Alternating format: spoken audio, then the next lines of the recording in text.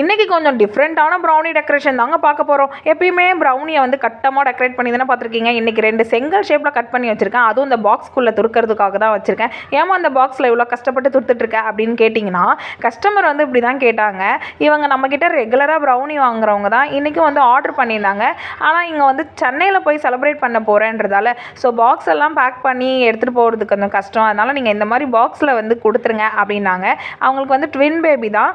அவங்க 2 பேபிக்காக கேட்டிருந்தாங்க. சரி ஓகே, நானும் 2 பாக்ஸாக வந்து வச்சுட்டேன். ஒன்றில் வந்து நேம்லாம் போட்டுட்டேன். மேலே ஃபுல்லாக நட்ஸு, சைடில் வந்து அழகாக வந்து சாக்கோ சிப்ஸ்லாம் போட்டுட்டேன். பட்டர்ஃப்ளை ஹாப்பி பர்த்டேலாம் வச்சாச்சு.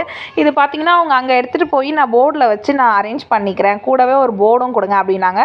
அதுக்கு என்ன கொடுத்துருவோம் அப்படின்ட்டு நானும் வந்து போர்டில் வச்சா எப்படி இருக்குமோ அதே மாதிரியே டெக்கரேட் பண்ணி கொடுத்துட்டேங்க. அது இது கூடவே ஒரு 250 கிராம் ப்ரௌனியும் அண்ட் 1/2 kg ப்ரௌனியும் தனியாக கேட்டிருந்தாங்க. அவங்க கேட்ட மாதிரி எல்லாத்தையும் சூப்பராக பேக் பண்ணி கொடுத்தாச்சு. பாய்.